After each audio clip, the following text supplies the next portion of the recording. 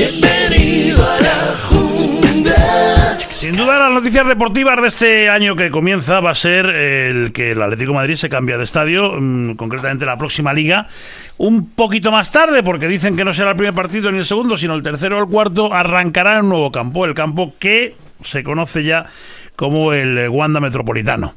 Eso significa el cierre del Calderón, del cual se han cumplido 50 años hace apenas 2 meses. Y con motivo de los 50 años, unos cuantos amigos, 3 amigos concretamente, han escrito un libro que me parece una pasada, el tema de la documentación, y es lo que nos van a contar ahora. Precioso. O sea, yo no creo que no habrá un seguidor del Atlético de Madrid que no lo tenga en su vitrina por lo mucho que significa, ¿no? Hola Nacho Montero. Hola, muy buenos días. Antonio, ¿cómo Hola estás? Miguel Ángel Guijarro. ¿Qué tal, Juan Antonio? ¿Cómo se os ocurrió? ¿Fue un libro de encargo o fue un libro fruto de una caña y decir, ¿por qué no hacemos esto? No, fue más bien fruto de una caña. Sí. Es decir, O varias cañas. No, de varias. Es decir, hay que darle un homenaje al estadio. Es lo que hemos pretendido en el libro. Que no queremos hablar de fútbol, porque han pasado muchas cosas estos 50 años, pero sobre todo queríamos hablar de un recinto. Es bonito porque habléis de fútbol, sí, pero además cosas que han ocurrido allí. Exacto, porque han ocurrido muchísimas cosas. Música, la mejor del mundo. El gran templo del rock de Madrid.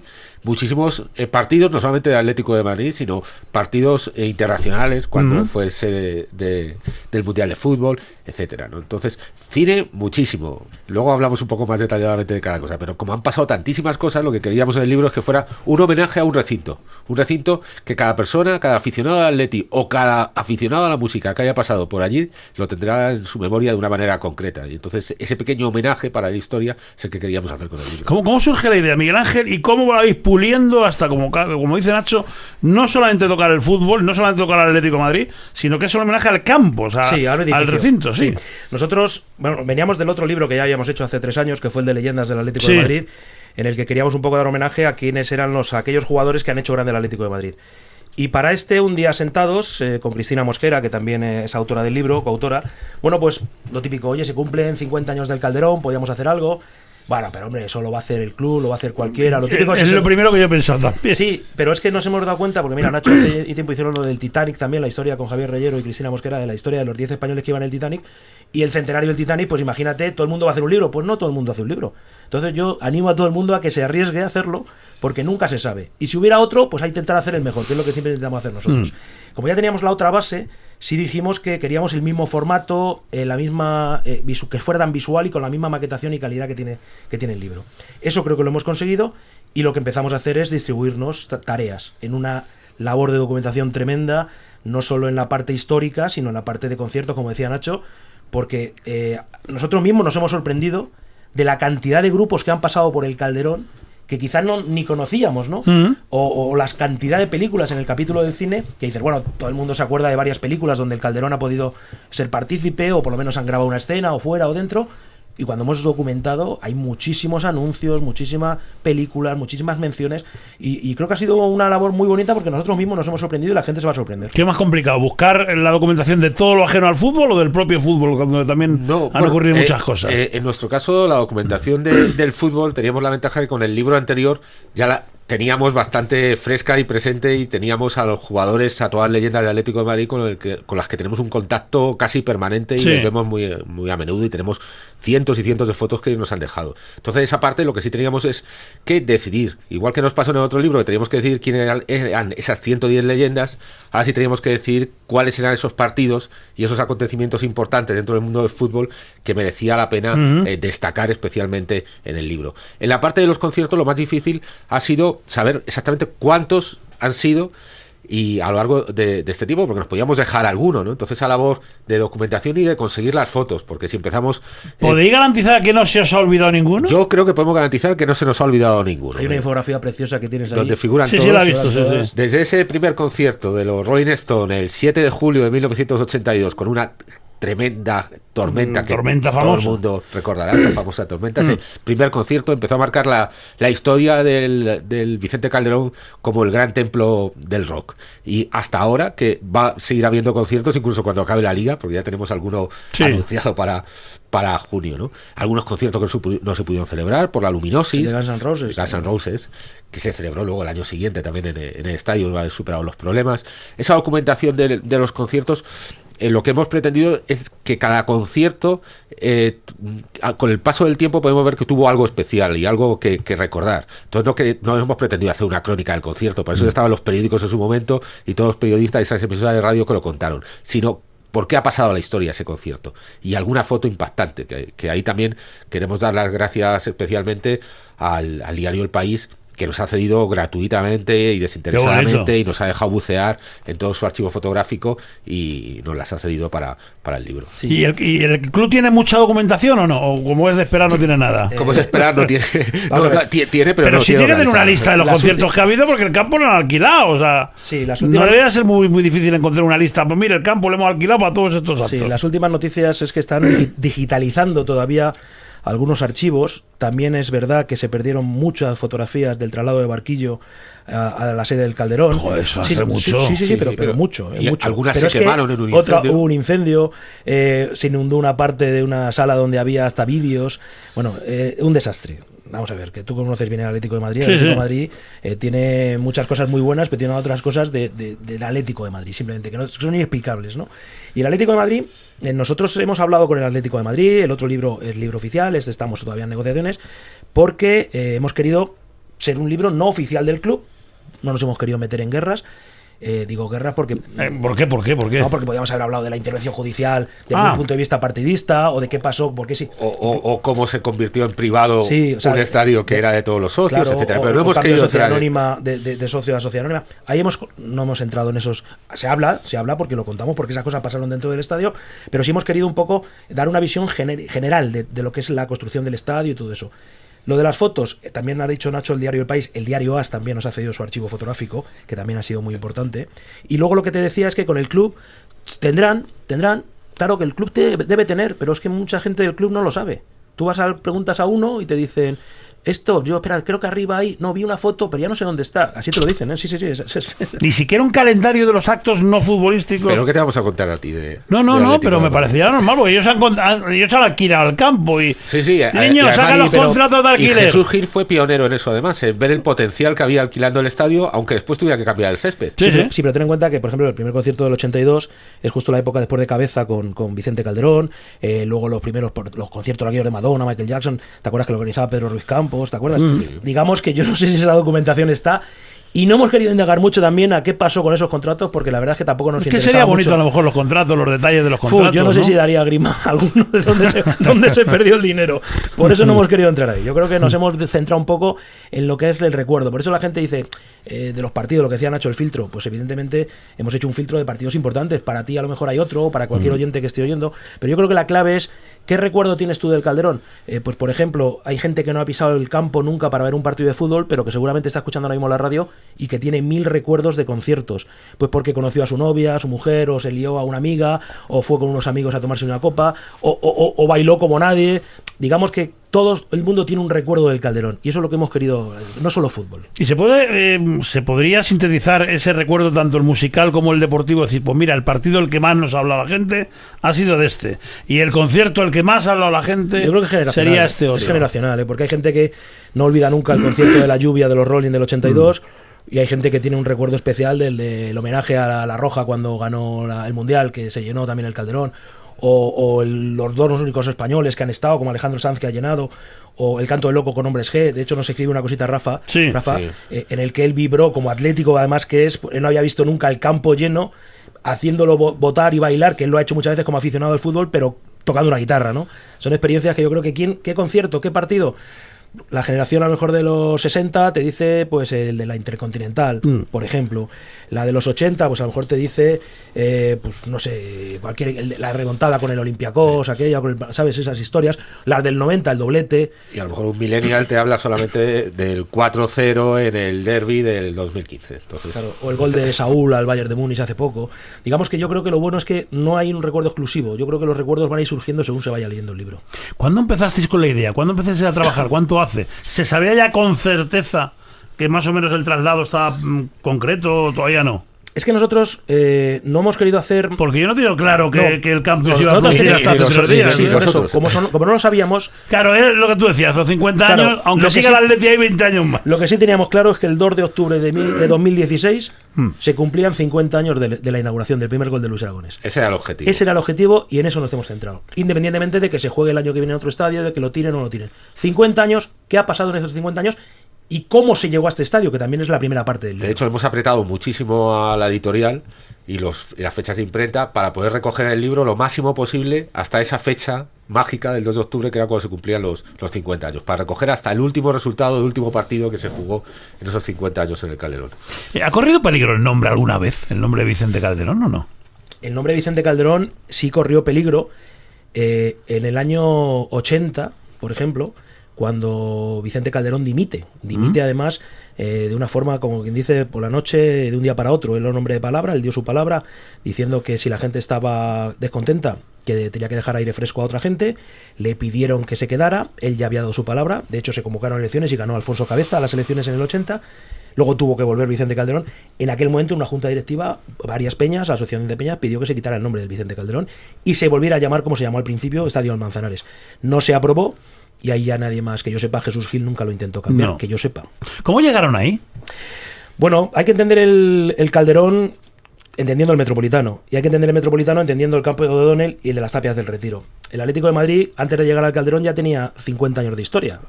Quiere decir que no es una novedad.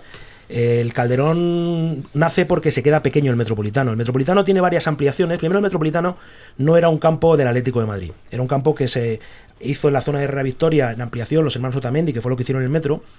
Y era un estadio, un recinto deportivo donde no solo se jugaba al fútbol. La gente a lo mejor no lo conoce, en el libro lo podrá ver. Había carreras de galgos, había los dick track estos de las motos de ceniza, había veladas de boxeo, había muchas cosas, porque era un estadio multifuncional que estaba previsto para 5 equipos de Madrid. Entre ellos el Real Madrid. Lo que pasa es que el Real Madrid en el último momento decidió irse a hacer un campo en Ciudad Lineal y no quería jugar allí porque no quería compartir su estadio.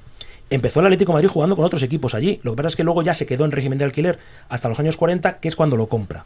A partir de los años 40 es cuando el Atlético de Madrid empieza a tener su propio estadio. Ajá. Y a partir de ahí lo que hacen es, Cesario Galíndez, luego Javier Barroso, es ir ampliando el estadio, porque estamos hablando de un estadio que tenía una pista de ceniza, la grada, los accesos, la gradona, entraba a nivel de calle, digamos que estaba hacia adentro, en la zona de Reina Victoria.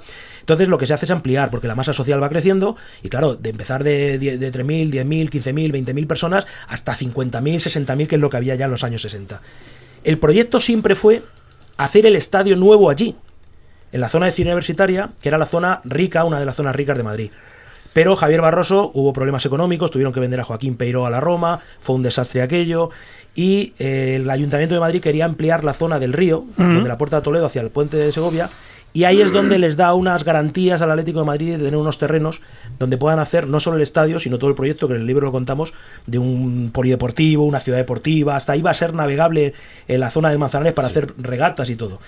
Y entonces, a un precio asequible, se compran esos terrenos y se vende el Metropolitano. Se vende el Metropolitano, pero no se deja, se vende en el 50 y tantos, pero no se deja hasta el 66. Y ahí es donde viene toda la parte farragosa de la construcción del estadio, que mucha gente no conoce, que piensa que el Calderón se levantó en el 66. No, se empezó a levantar en el 57 la primera piedra. 9 años antes. En el 57 se puso la primera piedra. Y los 59, 60, 61 estuvo parado 4 años prácticamente. E incluso ya jugando el balón, en el 71...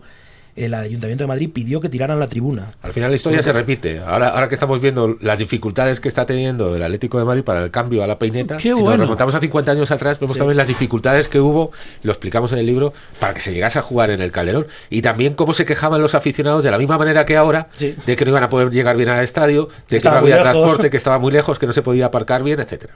El campo es raro, yo supongo que habéis analizado, aunque ya lo sabríais, hay mucha leyenda urbana de por qué nunca se acabó de cerrar. Que esa es una ventaja porque para luego los hay conciertos, leyendas urbanas de que como está el río cerca, la niebla si se entra y sale. No. ¿Cuál es la verdad de todo eso? La verdad de todo ¿Y por esto, qué la tribuna esa famosa es tan rara? La verdad de todo esto, primero, el Calderón no iba a ir tan pegado al río.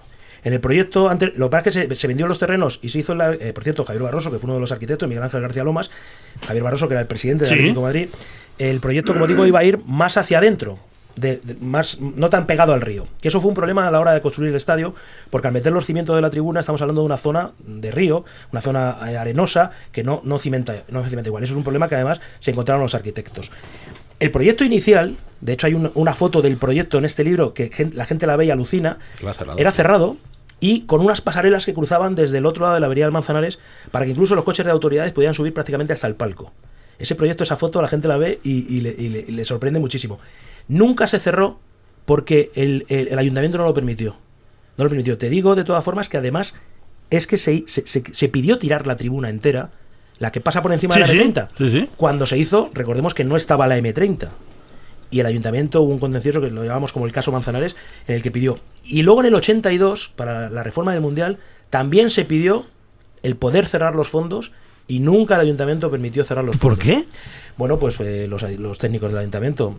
Directamente yo creo que a lo mejor, no tengo el dato exacto porque de hecho ni urbanismo, ni el club, ni el colegio de arquitectos nos confirman los proyectos, pero nunca nos confirman el por qué no se aprobó aquel proyecto, que sí era el que necesitaba el ayuntamiento para aceptar, pero ya te digo que hubo un problema de licencia de tira de cuerdas que se llama, en el que de hecho cuentan que la licencia, el Atlético de Madrid hizo el campo sin licencia, cosa que decía Arias Navarro en su momento. Sí, Vicente Calderón se pegó para conseguirlo. Muy propio del Atlético de Madrid. Sí. Lo que pasa es que también hay que entender que el Atlético de Madrid, aunque luego siempre se le ha llamado que el equipo del régimen era el Real Madrid y todo aquello, en aquellos años, desde el Atlético de Aviación y todo, y posteriormente después de la guerra, y en la época de Jesús Suevos, Javier Barroso, el propio Vicente Calderón, digamos que la cercanía al régimen era bastante coherente y visual, porque es que en la inauguración estaba la sonrisa del movimiento que le llamaban, que era Solís, el ministro, estaban todos allí sentados. Franco, el día de la inauguración, hay una anécdota que es que le hacen subir las escaleras y le dice Franco, pero ¿por qué no pones un ascensor? Y le dice, si es que no manda la licencia. Y dice, llama mañana que lo tienes. Es el ascensor que hay actualmente que sube al palco desde la calle, sí. Franco tuvo que subir, hay una foto, Franco subiendo las escaleras de la puerta 4 y le dijo a Vicente Calderón que no podía subir las escaleras, que tenía que haber un ascensor. Y dice, es que no manda licencia. Es generalísimo. Y le dice, llama mañana mismo que la tienes. Así va a gusto. Pues la ventaja de que esté abierto el estadio es que crea una acústica perfecta. Entonces eso, de cara a los que han asistido a los conciertos, pues ha sido algo bueno, por lo menos. Y nadie se le había ocurrido antes que en el 82, bueno, que estaba Vicente Calderón todavía. ¿O está Cabeza? No, del 80 al 82 está Cabeza. Entonces, el primer concierto lo negocia Cabeza, alguien se lo alquila y... Supongo que sí, ¿no? Supongo que sí, porque si estaba él hasta el 82, ese primer concierto... Sí, lo que pasa es que yo no sé si ya Calderón... Calderón es un hombre que modernizó el Atlético de Madrid en todos los aspectos. Nosotros hacemos 2 capítulos a 2 personas fundamentales que sin ellos no existiría el Atlético de Madrid y evidentemente no existiría el Calderón, que son Javier Barroso y luego por supuesto Vicente Calderón. De hecho hacemos un capítulo al final de quién es Vicente Calderón, porque hay mucha gente que no conoce a Vicente Calderón hombre, a Vicente Calderón esposo, a Vicente Calderón padre. Vicente Calderón cambió hasta la fisonomía del club, lo hizo moderno.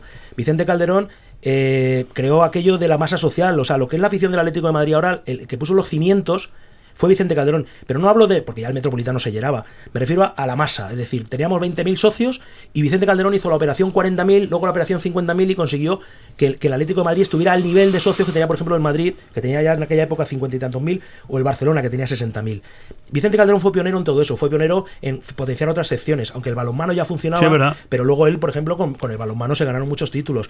Ha habido de todo, luego Gil intentó, de acuerdo, de aquello del baloncesto, que fue un fiasco, pero con Atlético sí, pero el Atlético de Madrid ha tenido siempre una visión, Vicente Calderón, de futuro tremenda. En el propio estadio, modernizarlo. Él también quería hacer lo que luego quiso hacer Miguel Ángel Gil, de centros comerciales, de tiendas, de que fuera algo más de ocio. Sí, porque el estadio está como sin terminar. Sí, o sea, el estadio, esa es la sensación que queda cualquiera siempre. Que entre, cualquier turista que le lleves a ver un partido, dice, coño, esto está en obras. O sea, esto, sí, por dentro, cuando entras por los fondos, por los vomitorios, eso está todo en obras. Sí, está todo como provisional. Ni siquiera pintado, o sea, pues ya es así, pues pintémoslo, ¿no? Está todo como ladrillo visto. Yo me acuerdo un día hablando con Miguel Ángel Gil, que venía de Estados Unidos, y decía, es que la cultura americana a mí me gusta mucho. Y él quería hacer, pues eso, como pasa a los americanos, que van a un partido de baloncesto y no van al partido de baloncesto. Sí, un día de partido. Un día de partido, es decir, puedo ver... Y tiendas. Y parques recreativos con los niños. Todo eso lo ha intentado el Atlético de Madrid y lo intentó, de hecho, primero Javier Barroso y luego Miguel Ángel Gil. Y lo más que han hecho es habilitar un poco las zonas exteriores 3 del bares estadio, y 2 restaurantes. y poco más. Y una tienda. Sí, poco más. La verdad es que en ese sentido sí queda un poco cojo. No hay una sala de reuniones, no hay una sala de conferencias. La zona lo han cambiado 1000 veces, la zona de dentro. No hay una galería fotográfica que yo llevo pidiendo desde hace años para que la gente que vaya al fútbol vea una foto, no de Kiko, que está muy bien, era Kiko a Futre, sino, por cierto, Futre nos ha hecho el prólogo precioso. Hasta en el museo no hay ni un solo audiovisual, ¿Sabes? no hay O sea, nada. Pero ¿qué dices? Hay gente que no sabe quién es Javier Barroso. Es que es el Atleti, Hay gente que no sabe quién es Peiró y Collar, que no sabe quién es Glaría, que no sabe quién es Mendoza. Y eso, Sí, porque ahora que las cosas, muchos lo están haciendo bien y ahí están los resultados, sin embargo, en la parte de valores históricos me da la impresión de que no se han preocupado mucho. Y si lo están haciendo, no nos enteramos. vamos a ver si cambia. Sabes que han nombrado de nuevo presidente de la Asociación de Veteranos a Roberto Sí. Solozábal y vicepresidente a Roberto Frenedoso, que intentan dar un aire nuevo. Parece que vienen con muchas Sí. ganas y que... Vamos a ver si les permiten también, porque luego ya sabes que te encuentras un director de marketing y te puede destrozar todo, pero la idea es sí reivindicar un poquito esa asociación de veteranos. O sea, es que son 100 y pico años, Nacho. Claro. Son claro. 100 y pico años. Sí, sí, sí.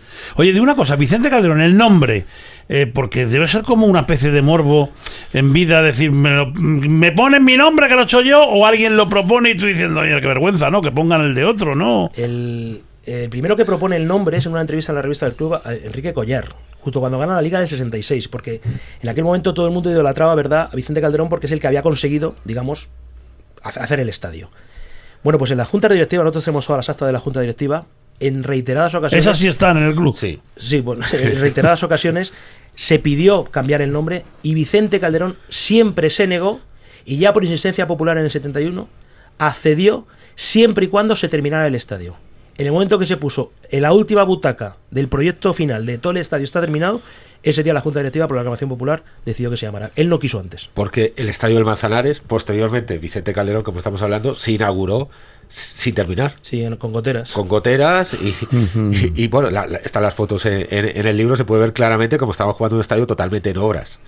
O sea, y pasaron así 5 años hasta que el estadio estuvo casi terminado. Sin embargo, volviendo al tema este de los espectáculos, del entretenimiento, de la música y de otras cosas, porque ha habido otras muchas cosas. Sí, coches y todo. Sí. Ahí sí que lo han hecho muy bien. O sea, a diferencia, yo no sé si el Madrid por preservar el campo o porque no han sabido gestionarlo económicamente, porque me imagino el dinero que esto significaría para el Madrid, para lo mejor han dicho, mira, no, esto es el chocolate del oro, no me meto. Han hecho 3 conciertos en su vida. Sí. 3.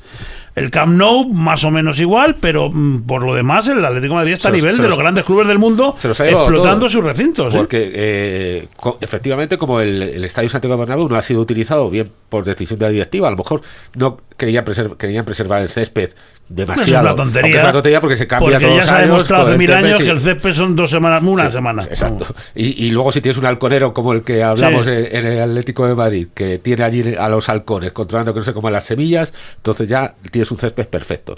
No sabemos por qué, pero el caso es que como no había ningún otro recinto en Madrid durante tanto tiempo con esa capacidad de espectadores, todos los que necesitaban una capacidad mayor que era el Palacio de los Deportes tenían que ir a la fuerza al Vicente Calderón. Era el único sitio que podían alquilar. Quizá por precio también era mucho más barato de lo que el Estadio Santiago Bernabéu costaba o cuesta. No, pero era mucho dinero. No sé si tenéis el dato vosotros, pero me acuerdo que cobraban mucho dinero por el alquiler del estadio, ¿no? Pues yo me acuerdo que en esos primeros conciertos Jesús Gil estaba cobrando, de la época, claro, 40 millones de pesetas. Sí, yo creo que Mucho ahora dinero. estaba pensando en 80.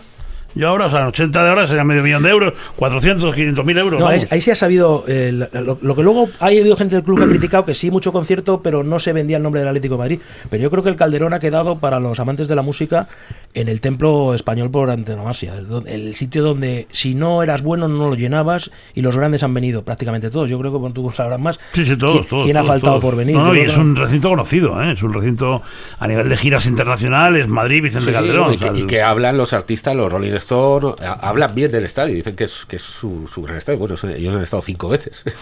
Por cierto, ahora hablamos del tema que no se nos puede olvidar, el tema benéfico, ¿no? El tema de la Sí. Fundación ELA, que Sí. está muy de moda y que es un tema gravísimo y que todos conocemos a alguien más o menos Exacto. que lo está Y padeciendo. es que ¿no? durante el proceso de elaboración del libro, pues nos hemos cruzado, por desgracia, con gente que tiene familiares allegados o conocidos que están sufriendo esta dramática enfermedad.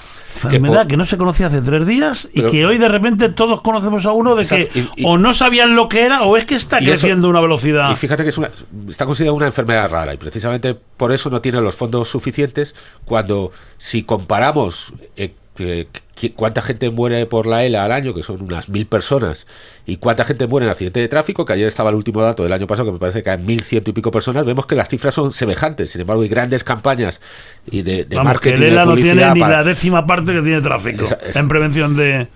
No, y en investigación, que es lo peor. Y lo dramático es una enfermedad que a día de hoy no tiene cura, que además es muy terrible en cuanto a su proceso, porque se lleva a los enfermos en cuestión de 3 a 5 años de media. No, ¿y cómo se los lleva? ¿Cómo se los lleva? Es un deterioro... La degeneración diaria, ¿no? Y nos ha escrito un artículo, un capítulo en el libro muy bonito Javier Olivares, que es el director de la serie del Ministerio del Tiempo, tan venerada por los internautas, y porque precisamente su hermano, que es junto con el creador de la serie, murió por la ELA. No lo sabía. Pues no lo sí, sabía. Pablo, de hecho, no llegó a ver.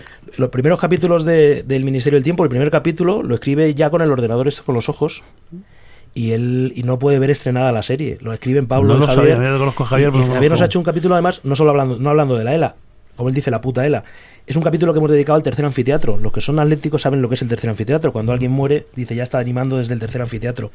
De hecho, el Ministerio del Tiempo tiene la puerta 58, que no existe en el Calderón, que es donde un conserje pasa siempre al día del doblete para volver a vivir el día del doblete, ¿no? Y nos ha escrito Javier eso con una ilustración de una viñeta de Jorge Crespo Cano, que es el viñetista del Atlético de Madrid, que es todos los días es muy venerado también en la actualidad, y nos ha hecho una viñeta muy bonita, exclusiva para este libro.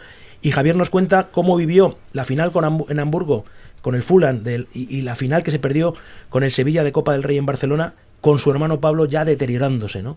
Y por eso él habla del tercer anfiteatro. Yo creo que es muy bonito, y todo lo que sea difundir y apoyar y todo lo que se consiga del libro, pues una parte va destinada a la investigación para Fundela, a la investigación del ELA o de la ELA. Pues yo creo que siempre pues nos sentimos orgullosos. Es una cosa de los tres autores. Y además ahora que hemos vivido recientemente casos que por desgracia se han aprovechado de la desgracia para enriquecerse, sí puedo decir que nosotros hemos tenido un contacto directo con Fundela, y es una asociación en la que desde la presidenta a cualquier miembro se pagan ellos mismos su teléfono móvil y hasta una fotocopia, y absolutamente cualquier céntimo y cualquier euro que va a Fundela va única y exclusivamente a investigación. Y es importante recalcarlo, porque además lo sabemos, porque lo hemos vivido muy de cerca también, porque Carlos Matallanas está enfermo, el hermano de Javier Matallanas, nos ha ayudado mucho. Ha dado a conocer mucho, Carlos y Javier, y todo el entorno ha dado mucho a conocer Fundela. Sí. Aparte, Javier, como director adjunto de LAS, también nos ha ayudado mucho con el tema de las fotos y ha participado muy activamente en este libro.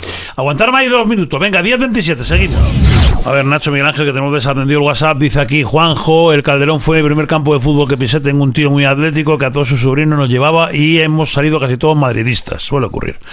Pero visto la cantidad de grupos de música, U2, AC/DC, Madonna, etcétera, etcétera. Espera, que donde es que va cayendo muy rápido esto, y ahora muy rápido. He visto ¿dónde estoy? Aquí, ¿cómo se llama el libro? 50 años de Vicente Calderón, que he visto en el WhatsApp la pregunta. Sí, aquí estoy, vale. José, cuando se derrumbó el escenario U2 y murieron 2 personas, dice. ¿Por qué? Sí, fueron dos montadores. Montadores. No es que se derrumbara el escenario, sino que en el desmontaje hubo un accidente y fallecieron, ¿no? En septiembre del 92 estuve viendo a Michael Jackson en el Vicente Calderón. He sudado yo litros de cerveza viendo conciertos en el Calderón. Un saludo rockero. ¿Cómo se llama el libro? 50 años del Vicente Calderón. Yo pedí matrimonio a mi mujer en el Calderón en un concierto de U2. Coño, podría haber sido en un Atlético de Madrid. Sí, lo que pasa es que no sé si será buen recuerdo o mal recuerdo, al final. Es el concierto de los Rolling donde nos hemos comido la lotena, efectivamente, sí. El único que ha habido. Muy interesante la charla. Soy madridista, pero voy a leerme el libro. Vicente Calderón era cántabro, nació en Torrelavega. Foto, mira, muchas gracias de corazón por acercarnos a estos fenómenos desde el tercer anfiteatro. Avellán, hay que escuchar a la señora que le entrevistó, no sé a quién. Podría decir el título del libro y si ya se puede comprar, si se puede comprar. Y el libro es 50 años del Vicente Calderón. Y insisto, 50 años del Vicente Calderón en lo deportivo, que hay mucho, pero también en lo cultural, en los conciertos, en todos los conciertos que ha habido.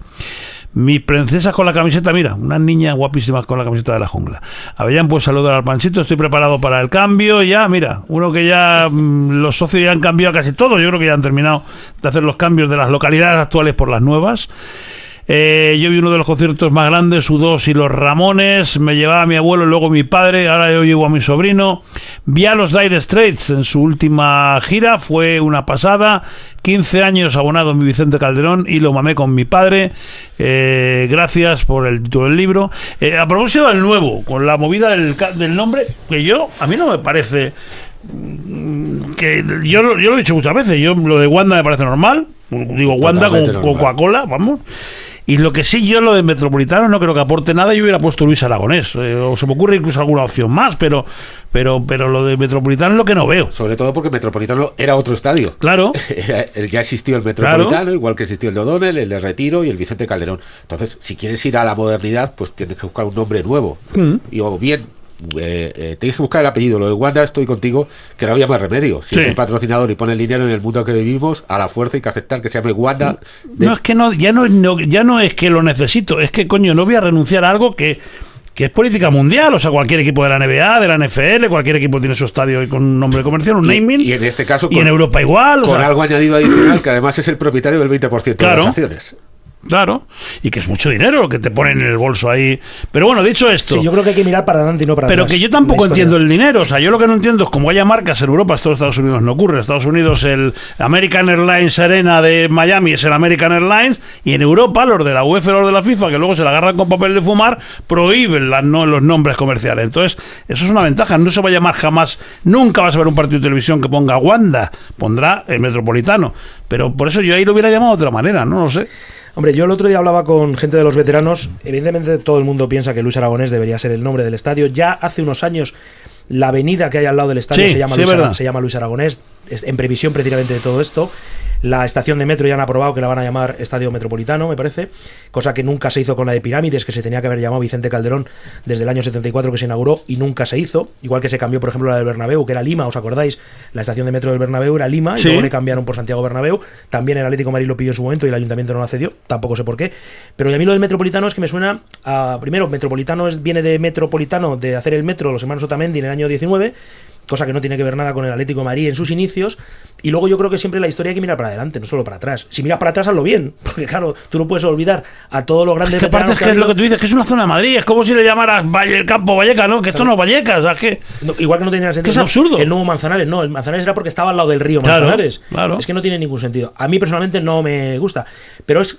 también lo decías tú antes, y yo creo que esto, en cuanto empiece la pelotita a entrar, todo el mundo se besará el escudo, todo el mundo irá al... ¿Y lo del escudo tenéis opinión sobre el tema? Yo creo que ahí tenemos opiniones diferentes. A mí no me parece del todo mal. A ver, es que ni me parece ni me parece parecer. Es que bueno, no lo veo tampoco tan grave. Es una modificación mínima, y el Atlético de Madrid no es la primera vez que cambia el escudo, es que ha cambiado muchísimas veces. Me encantó Cerezo de esas genialidades que tiene cuando lo cogen a salir a un restaurante. Que dice, joder, si tenemos un escudo amarillo desde hace 8 meses y no se ha quejado nadie. Sí. Dice, ahora se cabrean porque no solo hemos dado la vuelta. No, pero bueno, yo creo que también el tema del escudo, la gente de marketing, esos te dicen que bueno, que es un diseño súper moderno, que coge la esencia. Yo no entiendo de marketing, con lo que tampoco te puedo decir, pero los expertos dicen que sí. Algunos lo catalogan de logo. Yo creo que el escudo es más que un logo. Y yo creo que hay alguien que se ha sentido como muy ofendido. De hecho, hay peñas que están protestando y han hecho una campaña de petición de firmas para cambiar. No les gusta.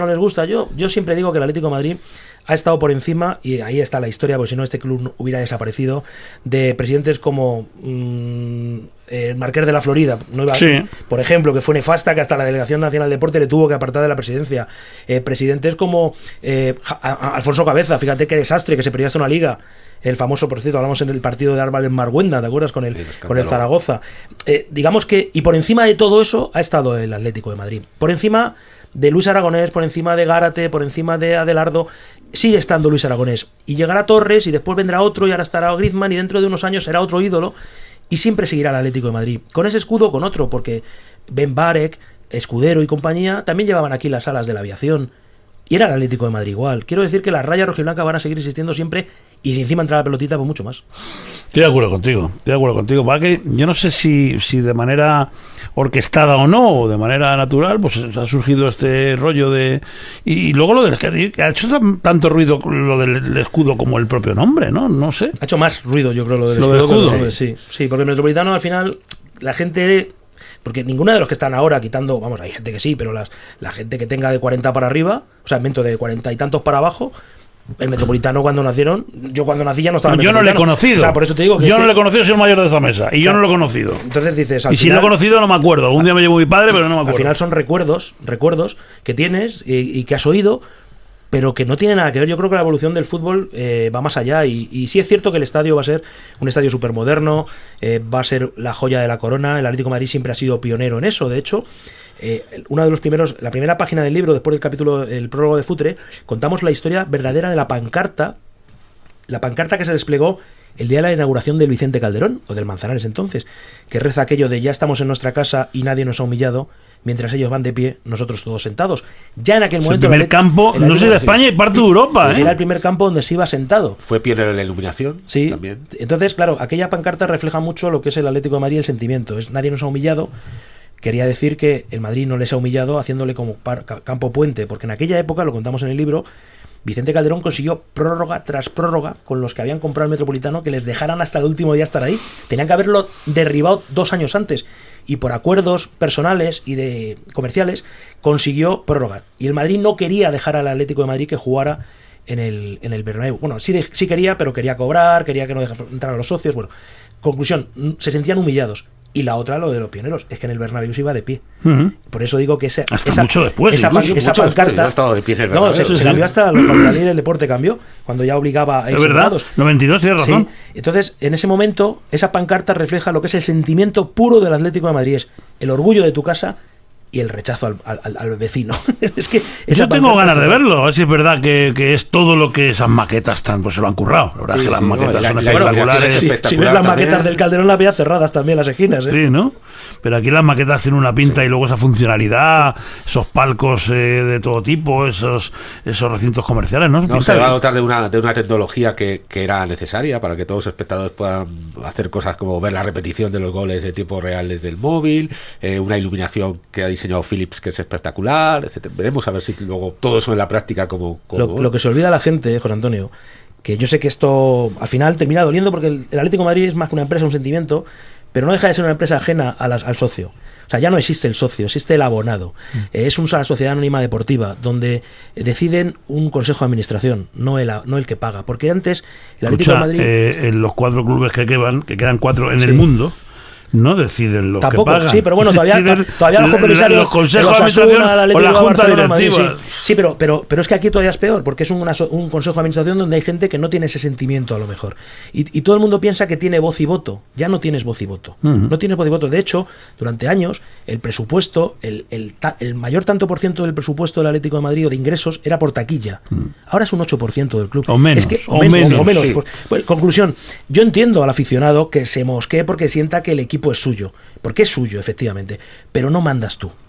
Y eso duele decirlo, pero es que estamos en una era en la que la Sociedad Anónima Deportiva dirige un consejo de administración y vela por los intereses de ingresos económicos para mantener la sociedad. Porque pero es muy bonito una cosa, fichar y jugadores. Algunos se ofenderá, pero es que ni mandas, porque cuando han mandado en otros clubes, en todo lo que fue el larguísimo proceso de cambio de la ley del deporte, pues ahí hay equipos, digo, el último es el Racing, cuando dicen, oye, fíjate que afición sentida como esa, y cuando dicen, oye, que tenemos que poner cada uno 2.000 euros porque si esto, uy. Y dices, se ha cerrado el plazo de ampliación de capital, ¿cuántos? 137. En el Atlético de Madrid pasa eso. En el Betis pasó lo mismo. El porcentaje del pequeño accionista en el caso del Atlético es solamente un 2%, un 2 y pico por ciento, no llega al 3%. Es muy poquito. Realmente está el 97% en manos de 3. Sí, pero luego porque... hubo unas obligaciones. Hubo 2 tipos de obligaciones. La primera, que se ingresó dinero para hacer el estadio, pero luego hubo otras en la época Gil, que los que perdieron dinero todo. Absolutamente todo. Eran unas obligaciones a 25 años que nadie ha cobrado ese dinero. Sí, seguro. Oye, que enhorabuena por el libro y por el curro, y porque es un documento que, insisto, cualquier atlético debería tener en la vitrina. O sea, en la historia del estadio, no en lo deportivo, que hubiera sido lo más fácil decir, vamos a hacer la historia del estadio. No. No es un libro de estadísticas, para que la gente lo entienda. Sí. O sea, no contamos si ha habido 3 goles más o 3 goles menos. Y además, es un libro que se puede leer si se quiere adelante para atrás, como se quiera, cachitos. O sea, no, porque como está distribuido en capítulos, cada una de los. Y luego lleva una cosa, José Antonio, que nos gusta mucho, que son 50 frases de 50 exjugadores que responden a una pregunta: ¿qué es para ti el Calderón? Y ahí está Adelardo, Gárate, Fernando Torres. Hay alguno que he visto por ahí que es una palabra nada más. Maravilloso. Algunos, sí, hay algunos. Algunos son un poco más una ópera, mira, una ópera con Plácido Domingo. Otelo con Plácido Domingo. Otelo con Plácido Domingo. ¿Y en cine ese día fue muy malo a la acústica. ¿Y en cine qué dices que se hizo? Bueno, tiene Nacho controla todas las películas que se han hecho ahí. Han hecho Bueno, todas no, pero bueno, casi todas. se han hecho muchas y también por un motivo que está un poco quizá relacionado con Enrique Cerezo y su vinculación al cine. Y es que el Estadio Vicente Calderón ha prestado todo tipo de facilidades para el rodaje de series y de películas, cosa que el Bernabéu no ha hecho. E incluso algunas porque eran un poco polémicas, porque una de las películas que se rodó en el Calderón se llama Diamantes Negros y habla precisamente de la explotación de determinados jugadores que vienen de África y qué condiciones llegan a Europa, ¿no? Y ningún club quería, ni el Barcelona ni el Real Madrid, verse vinculado con eso. Sin embargo, el Atlético de Madrid no tuvo miedo y ha cedido su estadio para el rodaje. Bueno, José Luis García también ha tenido... De la casa, hombre, eso es de la casa. De la casa, y su padre, no sé si lo sabías, fue uno de los porteros de conserjes del Metropolitano. O sea, que trabajaba para el club. Y después, cuando nos hemos puesto a recopilar películas, hay que nos han salido muchísimas, y series también muchísimas, y ahí sí que no te puedo garantizar que nos hayamos dejado alguna, porque son muchísimas. Oye, y conociendo ya y la adrenalina que significa el subidón de hacer uno de estos y que no es el primero, estaré ya trabajando en lo siguiente, no sé qué toca ahora. Hay varios proyectos. Esperaremos que el proyecto llegue en lugar de pensarlo nosotros. Seguro que en algún momento nos lo llega triste, la inspiración. y si alguno se enfada, que se enfade, es que esto no lo hayáis hecho por encargo. Dice, oye, macho, nos ha llamado nosotros que somos profesionales, que conocemos el club de experiencias anteriores mejor que nadie, mira, soy Pepito del Atlético de Madrid, queremos que me haga el libro que certifique la historia de este recinto. Si nos ha pedido un veterano, no vamos a decir el nombre, nos ha pedido, después de, nos conoce mucho, ha estado en los 2 libros colaborando. Es que tú te has metido unas cuantas comidas de veterano, que lo sé yo, Sí, no, aparte es que yo... Mira, y con Luis y con su séquito tenían una relación muy especial. Es que ahora me queda Pepe Navarro, porque Pechuga también desapareció, Ceferino también desapareció, y yo creo que a mí me da mucha pena. Yo recuerdo también las comidas que iba con Adriana Escudero y su mujer, ahora viene Eva, su hija, de vez en cuando, y yo recuerdo aquellas comidas con Adriana Escudero, y todo el otro libro surgió de una comida... Mira, es curioso porque el otro libro, el de Leyendas, surge de 2 cosas. Una... La primera idea, un día que voy al Calderón, que había quedado a comer con el Pechuga San Román y con Adriana Escudero, para hacer un reportaje para Mundo Deportivo en la parada de metro de Metropolitano, porque ahí no hay ni una placa, ahí no... Tú vas por la avenida Juan 23, y ahí si te cuenta alguien, mira, aquí estaba el Metropolitano, lo sabes. Si no, no pone ni un ayuntamiento, no ha puesto ni una placa, parece una vergüenza, sinceramente, que no haya ni un recuerdo. Espero que cuando tienen el Calderón por lo menos pongan un monolito, o como en el Sardinero un córner de donde se jugaba, ¿no? Y llego a la puerta y digo, ¿dónde va? Y digo, no, mira, venía que he quedado con Adriana Escudero, y no sé quién es. Es el máximo goleador de la historia del Atlético de Madrid en Liga. No sé quién es, fuera. Y aquello me dio la idea de decir que si en el Estadio Calderón conocen quién es Adrián Escudero, ¿qué será la gente de fuera? Y ahí surgió aquí el libro. Y esa idea que habíamos hecho ya, yo había hecho para el Mundo Deportivo una idea, Nacho me la traduce. La propuesta, ¿sabes cuándo? El día que enterramos a un buen amigo mío, que era Mariano García, ¿recordarás? Sí. Y ese día, después del entierro, me dice Nacho, ¿por qué no hacemos esto? ¿Por qué no hacemos un libro en homenaje a los jugadores y contamos quiénes son los jugadores? Y lo hicimos con ellos. Bueno, pues ha habido uno de esos veteranos que el otro día nos dijo, oye, quiero que me hagáis un libro de mí para poder venderlo en su país. Qué bonito. Sí. Luego te diré quién es porque a ti te gusta mucho. Gracias, tíos. Nada, y a ver si nos vemos en la inauguración del nuevo campo, que parece ser, después del susto de las últimas semanas de si comunidades, ayuntamientos, que yo creía que estaba todo liquidado, y ahora de repente, igual que todo el mundo se puso nervioso, a los 2 días, ya está todo arreglado. Digo, coño, no sería tan gordo, ¿no? Si te lees el libro, verás que en la época de Calderón también todo el mundo pensaba que las licencias estaban total, y luego no había ni licencias, habían empezado las obras. Bueno. ¡Hasta luego! Adiós. Bienvenido a la